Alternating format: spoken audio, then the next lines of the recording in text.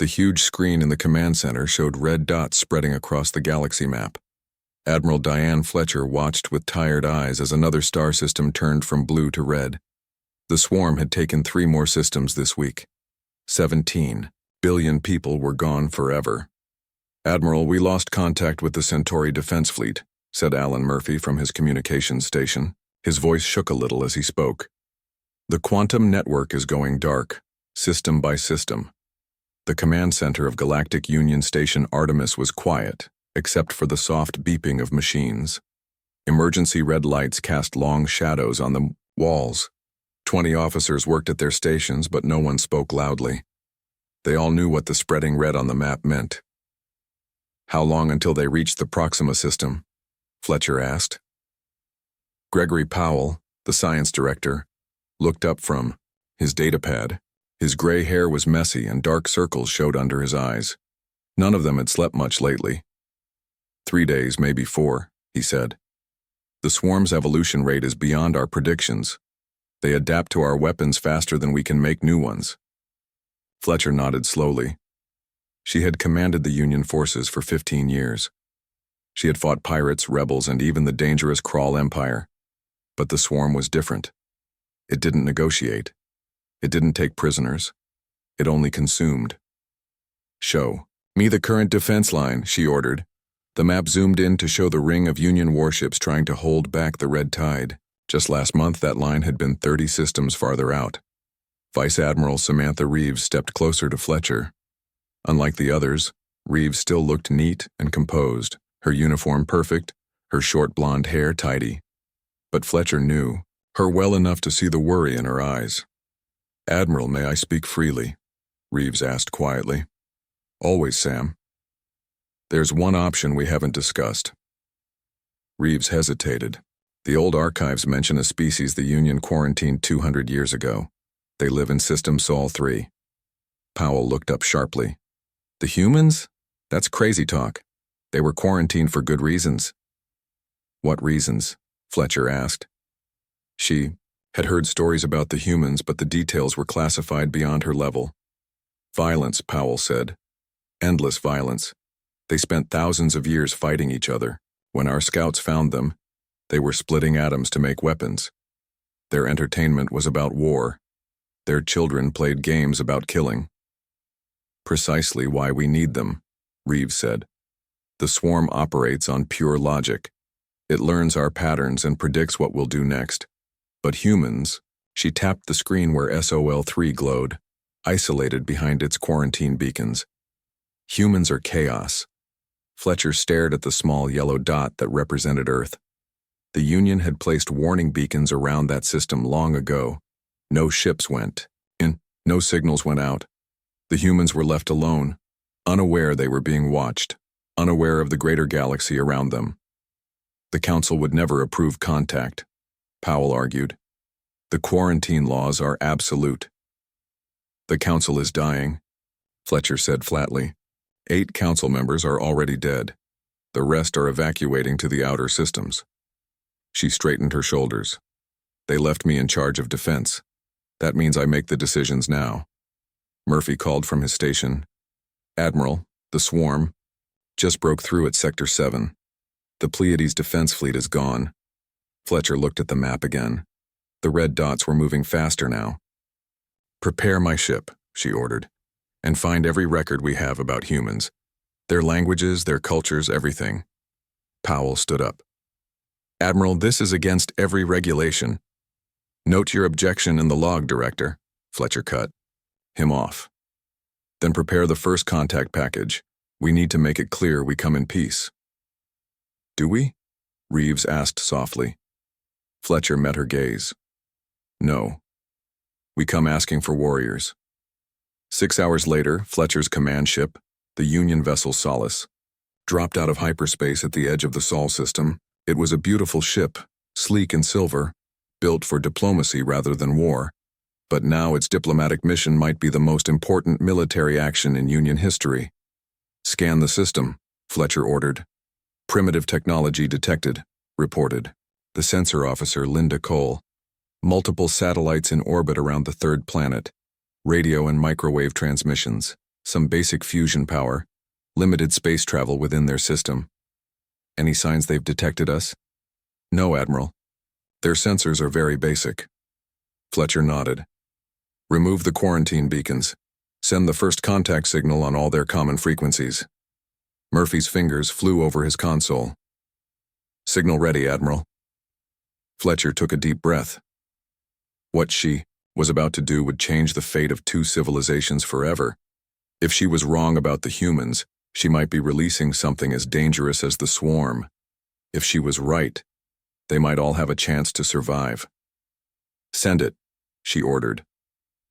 Doctor, Kate Blackwood was having an ordinary day at the Deep Space Listening Array in Nevada. The huge radio dishes pointed at the stars, collecting the whispers of the universe. After 8 years working here, Kate had learned to love the quiet routine. Coffee? Asked Frank Garcia, her fellow scientist, holding out a steaming mug. Thanks, she said, taking it without looking away from her screen. Something strange had appeared in the data, a pattern that shouldn't be there. Frank, look at this, she said, pointing. This signal from near Jupiter's orbit. It's repeating exactly every 10 seconds. Frank leaned over her shoulder. His eyes widened as he watched the perfect pattern repeat on the screen. That's not natural, he said, and it's not one of ours. Kate's heart beat faster. Scientists had looked for alien signals for over a century. I'm checking the other frequencies. As she switched channels, more patterns appeared. Complex, mathematical, impossible to mistake for anything natural. My God, Frank whispered. We need to call the director. Kate reached for the phone with shaking hands, but before she could dial, every screen in the lab lit up with the same signal. Then the screens cleared and an image appeared. It showed stars, a galaxy, and something moving through it, consuming everything in its path. Then words appeared in perfect English. People of Earth. We are the Galactic Union. The quarantine around your system has been lifted due to emergency circumstances.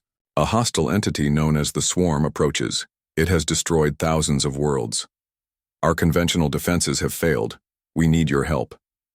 A delegation will arrive at these coordinates in 6 hours to explain further. Please do not be alarmed. After 2 centuries of isolation, welcome to the galaxy. Kate stared at the screen, then at Frank, whose mouth hung open in shock. 2 centuries of isolation? He repeated. They've been keeping us quarantined. Kate could hardly process what she was seeing. And now they want our help? Against something they can't beat? Outside the lab windows, the sun was setting over the Nevada desert. It was the last sunset of humanity's isolation. Tomorrow would bring a new dawn for Earth and war. In orbit around Jupiter, Admiral Fletcher watched the blue-green planet that was humanity's home. They've received our message, Murphy confirmed. Their global communications are erupting with discussion. Their military forces are on high alert. As expected, Fletcher said. She studied the human broadcasts now flooding in through the ship's translators. Fear, excitement, disbelief, anger about the quarantine, all normal reactions. Do you think they'll help us? Reeves asked quietly. Fletcher watched as Earth turned slowly below them, beautiful and unaware of the true horror approaching from across the stars. They have to, she said simply, or we all die together. The news of alien contact spread across Earth like wildfire. Within hours, everyone knew. Television stations showed the same message over and over.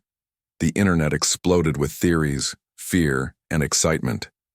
At the White House, President Ellen Ward sat at the head of a long table. Around her were military leaders, scientists, and government officials. Everyone looked worried. What do we know about these aliens? The president asked.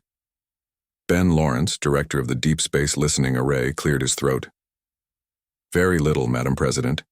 They call themselves the Galactic Union. They say they've kept us quarantined for 200 years. And they need our help against something called the Swarm. General Lydia Ortiz, head of the Joint Chiefs of Staff, leaned forward. We've put our forces on high alert, but if these aliens have technology that can travel between stars, our weapons would be useless against them. The president nodded slowly. And they're coming here in... She checked her watch. 3 hours now.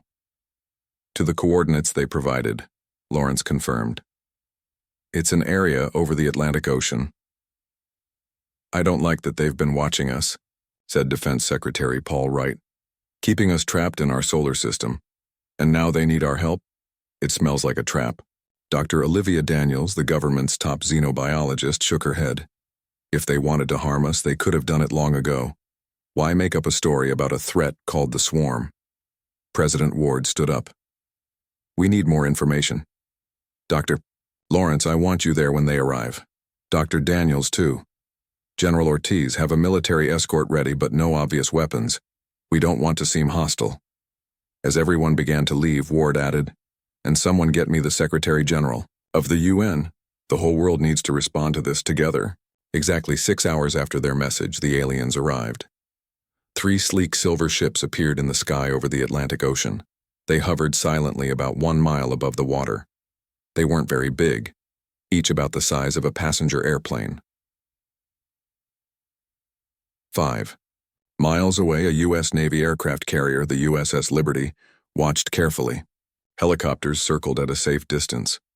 On the flight deck, Ben Lawrence and Olivia Daniels waited with General Ortiz and a team of experts.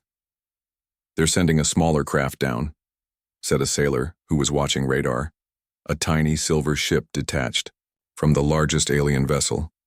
It descended slowly toward the carrier. Remember, General Ortiz told her soldiers, no threatening moves. The small craft landed softly on the flight deck. It had no visible windows or doors. For a long moment, nothing happened. Then a section of the smooth hull simply disappeared, revealing an opening. 2 figures stepped out. Everyone gasped. The aliens looked almost human, but not quite. They were tall and thin with pale, almost translucent skin. Their eyes were large and completely black. They had no hair. They wore simple gray uniforms with no visible weapons. People of Earth, the first alien said in perfect English. I am Ambassador Zix Tara of the Galactic Union. This is my assistant, Kelvor. Dr. Lawrence stepped forward. I'm Dr. Benjamin Lawrence. This is Dr. Olivia Daniels and General Lydia Ortiz. Welcome to Earth. The alien ambassador bowed slightly. We thank you for not shooting us down. Many species would have after learning of the quarantine. About that, General Ortiz said sharply. Why exactly have you been keeping us prisoner in our own solar system? The 2 aliens looked at each other. Perhaps we should discuss this with your world leaders, Zix Tara said. The explanation is complicated. 2 days later, the United Nations General Assembly Hall in New York was filled to capacity. On the stage sat President Ward, UN Secretary General Vincent Abera, and leaders from Russia, China, India, and the European Union. With them were the 2 aliens. Ambassador Zix Tara stood at the podium facing the representatives of every nation on Earth. 200 years ago, the Galactic Union discovered your world, the ambassador began. We found a species that was technologically advanced, but extremely violent. You had thousands of nuclear weapons pointed at each other. You had fought 2 world wars in just 30 years. Your most popular entertainment was about conflict and killing. The room was completely silent. The Union Council voted unanimously to place Earth under quarantine. No contact would be made until humans showed signs of evolving beyond violence. The beacons we placed around your solar system prevented your signals from reaching other worlds and kept our ships away from yours. Secretary General Abara leaned toward his microphone. So why come to us now? Your message mentioned something called the swarm. The alien's large black eyes seemed to grow darker. The swarm is unlike any threat the Union has faced. It appeared 50 years ago at the edge of our galaxy. It consumes everything, planets, ships, whole star systems. It learns and adapts to every weapon we use against it. The ambassador touched a small device on its wrist. A hologram appeared above the stage, showing a dark cloud moving through a star map, leaving emptiness behind. The swarm has destroyed thousands of worlds. Our scientists believe it is a weapon created long ago by a now extinct species. It was designed to evolve and improve itself, Now nothing can stop it.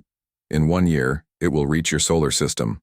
Gasps and whispers filled the hall. Why come to us? President Ward asked. You said yourselves were violent and primitive compared to you. For the first time, the alien showed what might have been emotion. Its skin rippled with faint colors. Because you are violent, Zixtara said simply. The Union evolved beyond war thousands of years ago. We fight with logic and precise tactics, but the swarm defeats us because it adapts to logical patterns.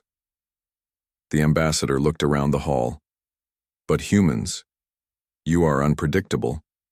You use deception in warfare. You make choices no logical species would make. You sacrifice yourselves, you take risks. You have concepts like feints and bluffs that barely exist in Union tactical language. The second alien, Kelvor, spoke for the first time. Our military strategists studied your history, Napoleon, Alexander, Churchill, your fictional generals, too, Patton, Sun Tzu, Zhukov.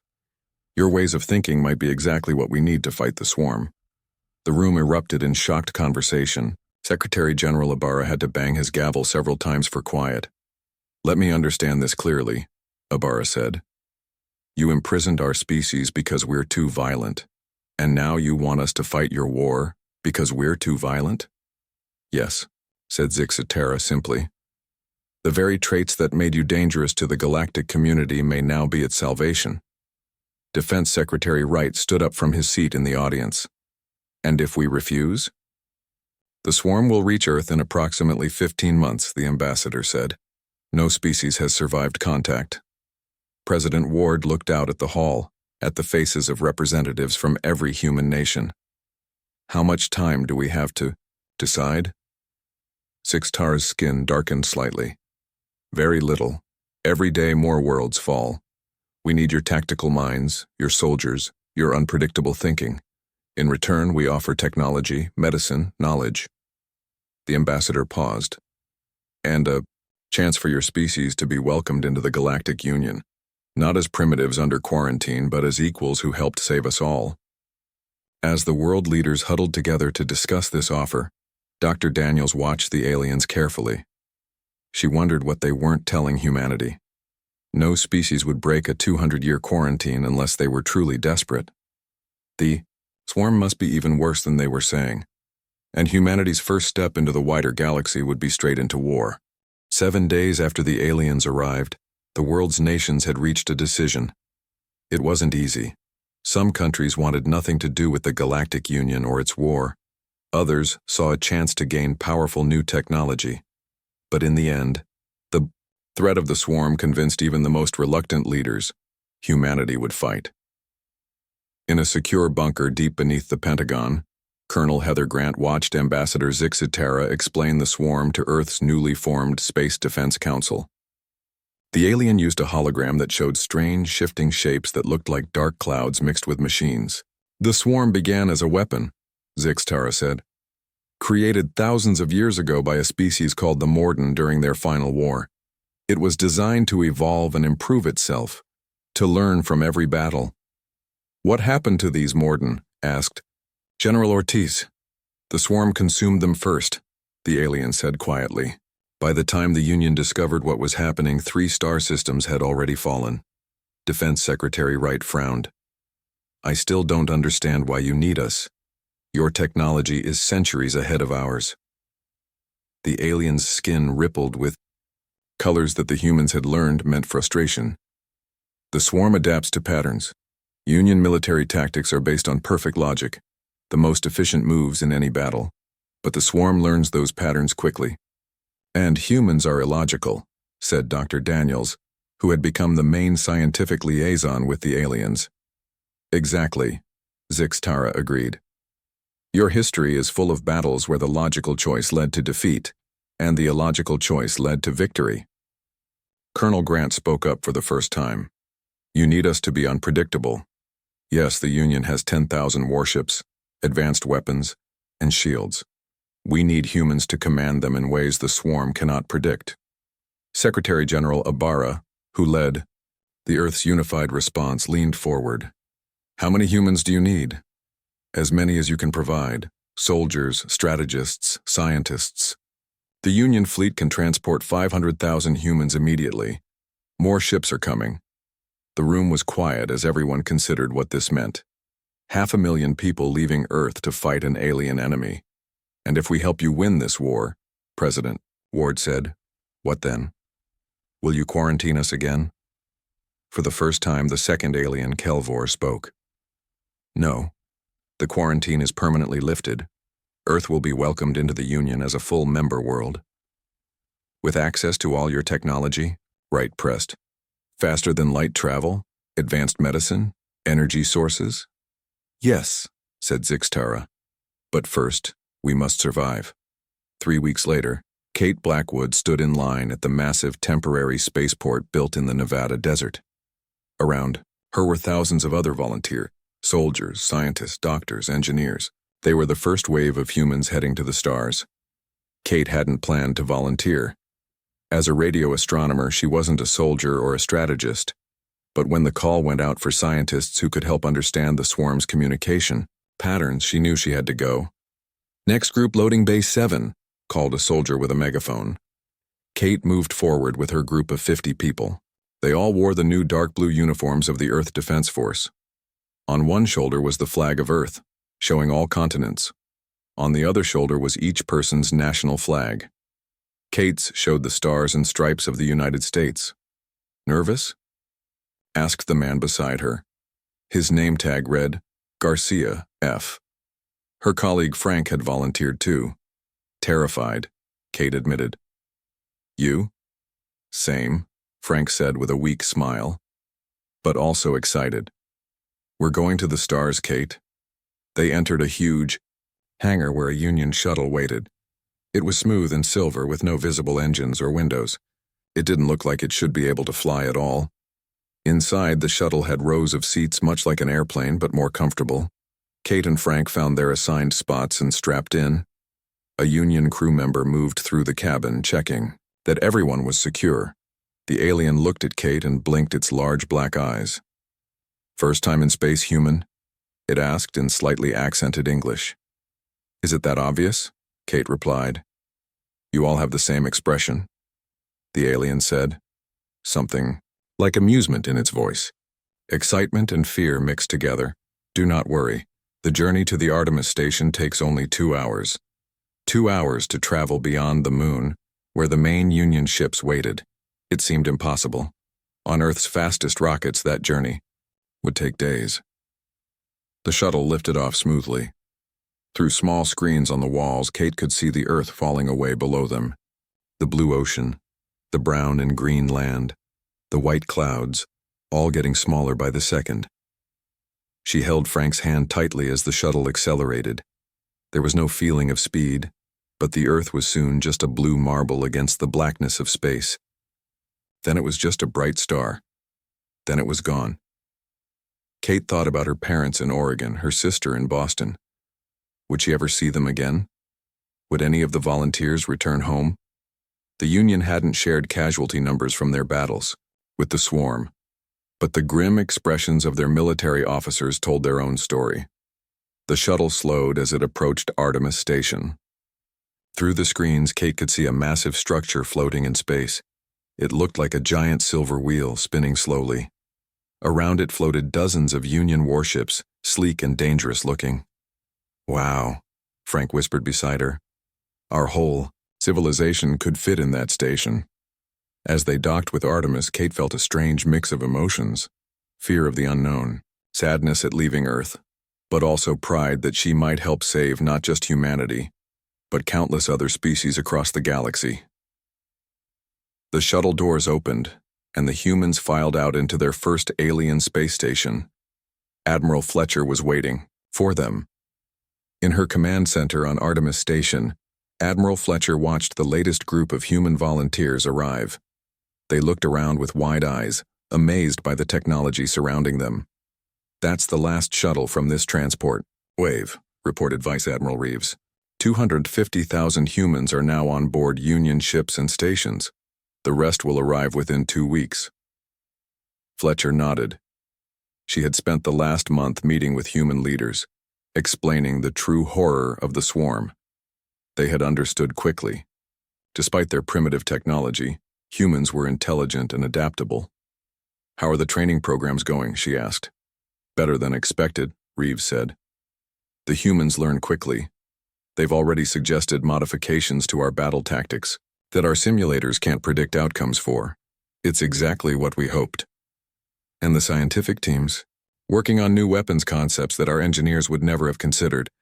Some are completely illogical, but—" Reeves paused. "A few might actually work." Fletcher turned away from the viewing window. "Tell the fleet commanders we begin. Our first counteroffensive in 3 days. The human Colonel Grant will coordinate with Union tactical officers." As she walked toward the war room, Fletcher felt something she hadn't experienced in months. Hope. Colonel Heather Grant stood on the bridge of the Union warship Steadfast, watching the stars streak by outside the huge viewing window. After 2 months in space, she was still amazed by faster-than-light travel. The ship moved through space, like a knife through water, leaving ripples of light behind it. "We are approaching the Vega system, Colonel," said Captain Ril Nara, the Union officer who commanded the ship. His skin was a deeper blue than most Union species, and he had small ridges on his forehead. "Thank you, Captain," Grant said. "Is the battle group in position?" "Yes. 15 Union warships are waiting at the edge of the system." Grant nodded and touched the communication panel on her wrist. "Admiral Fletcher, this is Colonel Grant. We've reached Vega and are ready to begin Operation First Strike." "Admiral," Fletcher's voice came through clearly. "Understood, Colonel. Remember, this is not just about winning a battle. We need to observe how the swarm reacts to human tactics." "Yes, Admiral, the plan is ready." Grant looked at the tactical display floating in the air before her. It showed the Vega system, a bright star with 7 planets. The third planet was marked with a red dot. The swarm had taken it 3 weeks ago. This was humanity's first real battle against the enemy. For 2 months, humans had trained with Union forces, learning to use their technology and developing new battle plans. Now it was time to test those plans against the real swarm. "All ships, this is Colonel Grant," she said into her communicator. "Begin Phase 1. The Union battle group split into 3 smaller groups. In traditional Union tactics, they would have formed a single strong line. But Grant had studied Earth's naval warfare history. She knew that dividing forces could confuse an enemy, especially if each group acted differently. Group Alpha, proceed to Vega 3. Scan but do not engage. Group Beta, hold position at the edge of the system. Group Gamma, circle around to the far side of the star." The Union captains followed her orders perfectly. Grant had been impressed by their discipline, though sometimes frustrated by their lack of initiative. Union officers never deviated from orders even when circumstances changed. "Swarm vessels detected," reported a sensor officer. 5 large units rising from Vega 3. Grant studied the images on the tactical display. The swarm ships looked like dark clouds with metal parts showing through. They were constantly changing shape, parts moving and rearranging. "They're forming a defensive pattern," Captain Ril Nara observed. "Standard response to our approach." "Good," Grant said. "Now for Phase 2, Group Alpha, fall back immediately. Make it look like you're retreating in fear. Group Beta, move forward as if coming to Alpha's rescue, but slowly." The Union ships followed her commands. Grant watched as the swarm ships changed formation, spreading out to trap the apparent reinforcements. "They're taking the bait," she said with satisfaction. "Now, Group Gamma, full attack on the swarm's rear position. Groups Alpha and Beta, reverse, course and attack from both sides." The trap was sprung. The swarm ships found themselves caught between 3 groups of Union warships firing from different angles. 2 swarm vessels exploded almost immediately. "Direct hits," exclaimed Captain Ril Nara. "Their shields weren't fully deployed." Grant nodded. The swarm expected a logical approach, a direct frontal assault. They didn't anticipate deception. But the battle wasn't over. The remaining swarm ships changed tactics, merging together into one larger unit that pulsed with dark energy. "All ships evasive maneuvers," Grant ordered. "Do not maintain predictable patterns." The Union ships scattered as the swarm fired massive energy beams. 2 Union ships were hit, their shields flaring bright blue before failing. Both ships exploded, in silent bursts of light. Grant felt her heart sink. Those ships had crews of hundreds. The swarm is adapting, Captain Nara warned. It's analyzing our attack pattern. Then let's give it something new to think about, Grant said. All remaining ships execute maneuver chaos. This was a tactic Grant had developed with Union engineers. Each ship's computer randomly selected from 50 possible moves every 10 seconds. No one, not even Grant, knew what each ship would do next. It was complete unpredictability. The Union ships darted in different directions, firing at random intervals. The swarm seemed confused, trying to track too many targets moving in ways that made no sense. It's working, Nara said. The swarm can't predict our movements. Launch the new missiles, Grant ordered. These were special weapons developed by human and Union scientists together. Instead of traditional explosives, they carried nanites programmed by Dr. Kate Blackwood. The nanites were designed to infect the swarm's communication systems and corrupt them with random noise. 3 missiles struck the swarm vessel. For a moment, nothing happened. Then the huge ship began to pulse erratically. Parts of it moved in different directions, as if it couldn't coordinate its own body anymore. All ships, focus fire on the central mass, Grant commanded. The Union warships launched everything they had at the confused swarm ship. Their combined firepower tore through its weakened defenses, ripping it apart from inside. With a silent flash, the swarm vessel exploded, leaving nothing but drifting debris. The bridge of the Steadfast was quiet for a moment. Then the Union crew began to make soft trilling sounds that Grant had learned was their way of cheering. "We did it," Captain Nara said, his skin changing colors with excitement. "This is the first clear victory against the swarm in months." Grant nodded but remained cautious. "One battle doesn't win a war. The swarm will adapt to these tactics too. But by then, we'll have new ones," Nara said. "Your species thinks differently than ours. That's exactly what we needed." Grant touched her communicator. "Admiral Fletcher, this is Colonel Grant. Vega system secured. The new tactics were effective." "Excellent work, Colonel," came Fletcher's reply. "But our long-range sensors are detecting major swarm movement. They're pulling back from multiple fronts." "Retreating?" Grant asked hopefully. "No," Fletcher said grimly. "Gathering, concentrating their forces. I think they recognize the new threat we pose." Grant looked out at the stars, somewhere among which lurked an enemy now turning its full attention toward humanity. "They're learning about us," she said quietly. "Yes," Fletcher agreed. "And they're coming." 6 months after humans joined the war, the tide was turning. The Union Earth forces had won dozens of battles. The swarm's advance had stopped. In some areas it was even retreating, but Admiral Fletcher knew the final victory was still far away. The swarm was adapting to human tactics. Each battle was harder than the last. And now Union scientists had discovered something troubling. "The swarm has a central intelligence," Science Director Powell explained in the war room of Artemis Station. "A main brain. It's hidden in the Cygnus binary system." Fletcher looked at the star map showing the location. It was deep in swarm territory, protected by thousands of swarm ships. "If we destroy this central brain, will it stop the swarm?" she asked. "Not completely," Powell said. "But it would make the swarm much less effective. Individual units would still fight, but they wouldn't learn or coordinate as well." Colonel Grant studied the defenses around the Cygnus system. "Getting to it will be nearly impossible, even with our best ships and tactics." Dr. Kate Blackwood, who had become an important part of the science team, spoke up. "I might have a solution, but it's risky." All eyes turned to her.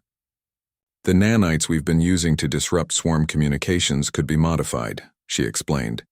"If we could get enough of them directly into the central brain, they could collapse its neural network. But we'd need to deliver them right to the core of the swarm's headquarters," Grant pointed out. Kate nodded. "Yes, and I think I know how. But you won't like it." 2 weeks later, A small, unusual fleet gathered at the edge of Union space. 5 Union warships surrounded a 6th vessel that looked different from the others. It was an old swarm ship that had been captured mostly intact during an earlier battle. On the bridge of the lead Union warship, Admiral Fletcher addressed the volunteer crew. "Operation Chaotic Resolve is our most dangerous mission yet," she said, "but potentially our most important. You will pilot this captured swarm vessel into the heart of enemy territory. Your ship has been modified to appear as a damaged swarm unit returning home for repairs." The volunteers, a mix of humans and Union species, listened carefully. They all knew that many of them would not return. "Once inside the Cygnus system, you will deploy the quantum singularity bomb," Fletcher continued. "This weapon, designed by our combined science teams, should collapse the swarm's central brain into a microscopic black hole." Fletcher looked at the human commander of the mission, Captain Natalie Ross, a former Navy pilot. "Captain Ross, the final approach must be done entirely under human control. The swarm will detect any Union thought patterns guiding the ship." Ross nodded. She was young for such responsibility, only 32, but she had proven herself in previous battles. "We understand, Admiral," she said. "My team is ready." The small group of volunteers said their goodbyes and boarded the modified swarm ship. As they prepared to depart, Dr. Blackwood approached Captain Ross at the airlock. "The nanite dispersal system is fully loaded," Kate explained. "Remember, you need to get within 5 kilometers of the central structure for maximum effectiveness." "We'll get there," Ross promised. Kate hesitated, then hugged her friend. "Be careful." Ross smiled.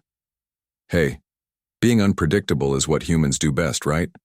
The damaged-looking swarm ship moved slowly through enemy territory. Inside, the bridge was dark and cold. The humans had to wear special suits to survive in the strange environment that the swarm preferred. "We're approaching the outer defenses of Cygnus," reported Lieutenant Peter Diaz, the navigation officer. "Any sign they suspect us?" Ross asked. "Not yet. They're scanning us, but our fake damage signals seem to be working."